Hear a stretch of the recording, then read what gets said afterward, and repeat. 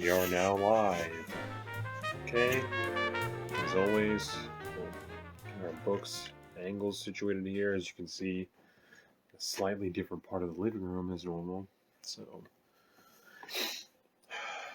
allergies are kicking. Doing it. We're telling everyone that we're live. Right here. Live stream number 1 for the May book, Coddling of the American Mind.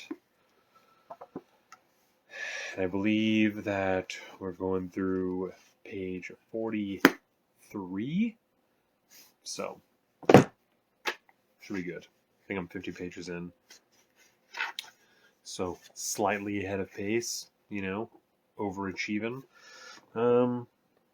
So, we'll get into this now. Okay.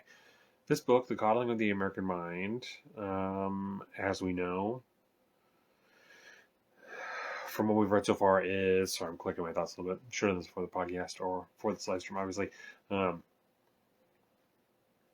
This book is essentially about people my age, and is about the coddling of their mind, the weakening of their mind, and their ability to have critical conversations and have difficult conversations and discourse and share ideas. And we have obviously seen this on display for the last several years, and people have called it all kinds of different names, SJWs and the woke, and all of these different names that refer to essentially the same thing. Snowflakes, right? That was another one. And they even specify some dates in this book, like up to 1995. I was born in 94. And so I was just 1 year before. And then people who started going to college in 2013, I graduated in 2013, so I'm right on pace with that. So this book is essentially about people my age and the way that we have learned or been taught, or however you want to put it. I'm not sure exactly whose fault it is yet. Everyone's, obviously, that's a joke. But the way that we have learned to deal with the world and perceive other people around us. And so I'm thinking that these live streams and probably the repree that comes out in the beginning of next month about this book will probably be a lot of self-reflection. Definitely going to be thinking a lot about myself, the way that I interact with the world, the way that I perceive the world, and where those inclinations came from. And I'm going to be trying to do the best that I can to look back on my childhood, and especially on my educational experience, and see how those time periods are tied with the inclinations that I have, the way that I deal with the world, because I think that's a lot of what this book is going to be about. Obviously, parents and teachers. So I have just a couple of quick points here from things that we read, and I think just 2 small sections. Yes, the first thing I'm right, in this generation they're talking about, so this book will likely be a lot about self-examination. And let's see the things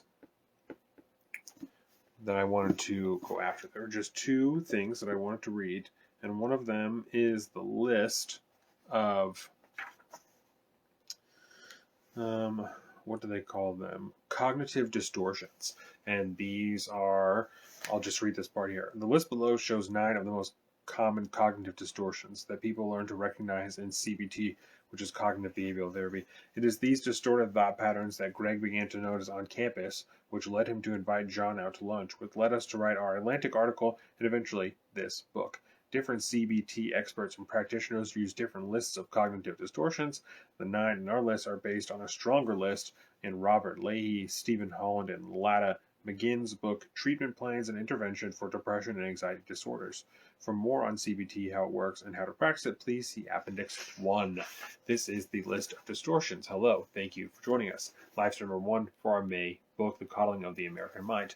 And this is a short reading from page 38. And this is the list of the 9 distortions. That's, I believe, what they called them, cognitive distortions that people experience, or this generation is experiencing. The first one, emotional reasoning. Emotional reasoning, letting your feelings guide your interpretation of reality. I feel depressed, therefore my marriage is not working. Catastrophizing, focusing on the worst possible outcome and seeing it as most likely. It would be terrible if I failed. Overgeneralizing, perceiving a global pattern of negatives on the basis of a single incident. This generally happens to me. I seem to fail at a lot of things. Dichotomous thinking, also known as variously as black and white thinking, all or nothing thinking, and binary thinking. We hear the term binary a lot lately. Viewing events or people in all or nothing terms, I get rejected by everyone, or it was a complete waste of time. Mind reading, and this is one that I identified in myself, and I'll explain a little bit after this.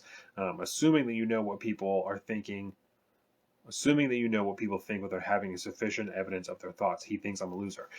So that one is one that I do frequently with social interactions, with close interpersonal interactions, and I'm not sure when I developed it, so that's something that I don't have to think about a lot. But I definitely put a lot of, I would have called it projection before, but I think mind reading is a good way to put it. Of just thinking this person thinks that I'm annoying, they don't like that I'm talking so much, or they don't like the information that I've delivered, but they don't want to disagree with me.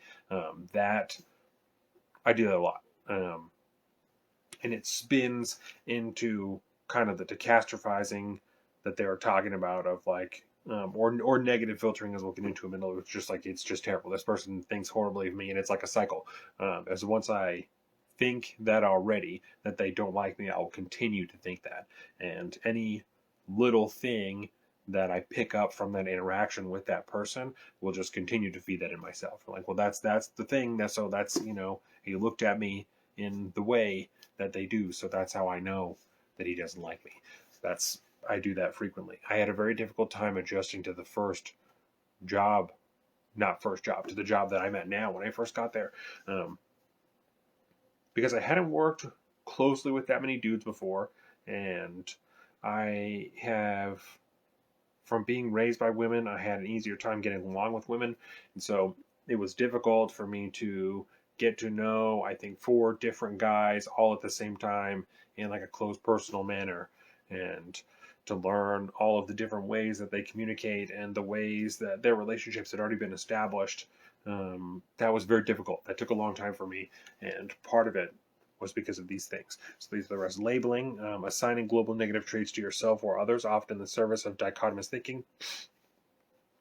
I'm undesirable, or he's a rotten person.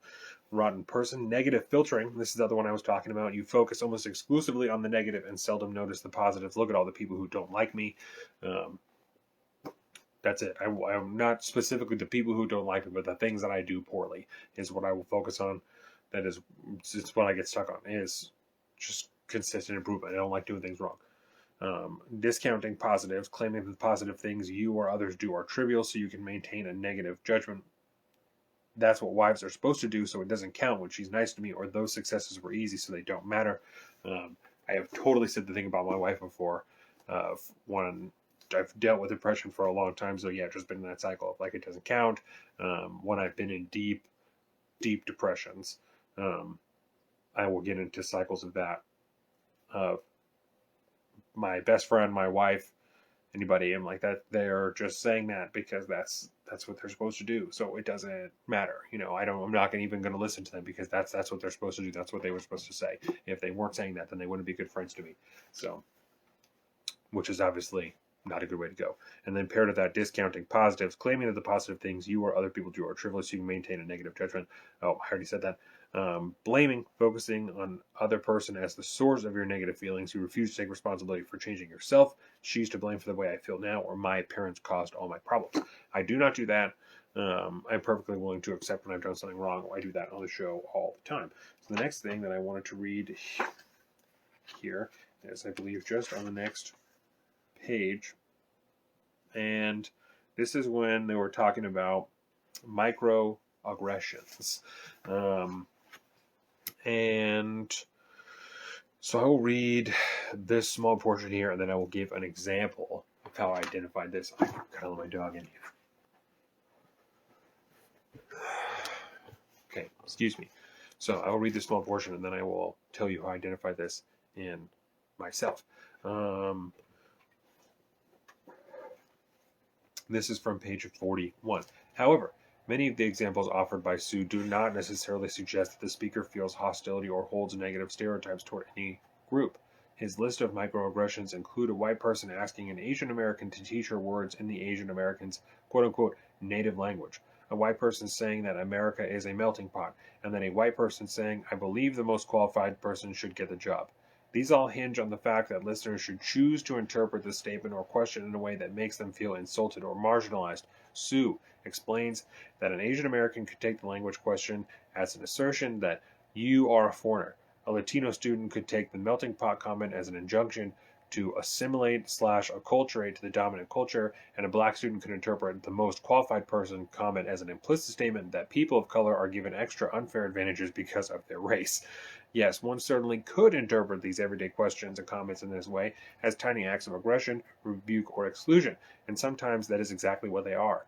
But there are other ways to interpret these statements too. More to the point, should we teach students to interpret these kind of things as acts of aggression? If a student feels a flash of offense as the receipt of such statements, is he better off embracing that feeling and labeling himself a victim of microaggression, or is he better off asking himself if a more charitable interpretation might be warranted by the facts? Okay, so immediately when I read that, I thought of an interaction that I had with the creatrix, Brandy, when she came on our show. That episode ended up being good, but there were a lot of negative parts of it. One part of it is that we drank too much. We don't usually do that. That time we got very comfortable very quickly, and we did do that. I think that we just got a little bit too confident in the show itself, and we drank too much. That led us to be less on top of what we were doing, less on top of what we were thinking and what we were saying and the way that we were interpreting things. And it led us to, I don't want to say let our guard down, because that's not necessary. That's not like inherently a bad thing, but it caused us to be less careful with our language and our interactions than we normally would. And the one that I will totally own up to right now and take full responsibility for is, we were talking about, I think we were just talking about anarchism in general, because me and Colin were on a real big anarchism kick at the time, and so we were getting after it. Colin was being really bold with the way that he was asserting things, and we started talking about, what do you do in anarchism, and the police, and blah, blah, blah, and Brandy said something to the effect of, well, you need the police because then you'll have the militias. So I took offense to that without, and someone in the comments pointed this out, without asking her what her definition of a militia was, because I would identify myself as part of what my interpretation of the militia is. I immediately took offense to the perceived implication that militias helping keep things in order would be a bad thing, which is not even what she said, really. It's how I interpreted it, right? And because I was drinking, and because I was too comfortable, and because I wasn't being careful, I immediately took offense to it, and it's not good. And I started to grill her about oh, well, I'm fucking borderline offended that you would even say that, because I'm part of the militia. And before we had this episode, that very episode, we said to her, oh, you can say whatever you want, you're not going to offend us. Stupid. That was 3 hours before I said, I'm borderline offended that you have just said this. So, a lot of things to be learned from there, but reading it in this book obviously made me take a closer look at my behavior just in the recent past. And I am excited to continue to do that in the future with this book, because I knew as soon as I had that interaction with Brandy, as soon as we were done, we started talking about it. We're like, that was not good. This is not the way that we wanted this to go at all. And we weren't super pleased with it. But it turned out okay. But we don't look very good, I think is really the best way to put it, because we didn't do a very good job. And so I was happy to have a better idea of why I was so unhappy with the interaction. Not just I can't believe that you said that you were offended after you said you wouldn't be offended. It's because I didn't give her any benefit of the doubt at all. I just assumed that she meant the worst thing, which is the worst thing you can do, especially if you've never met somebody before. I had never met Brandy before. I had never talked to her. I had never anything.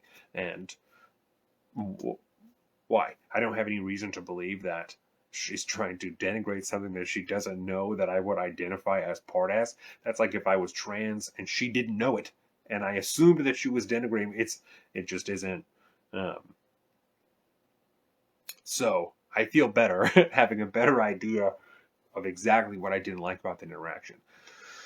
I believe that is the last point that I have here. Oh, that's not true.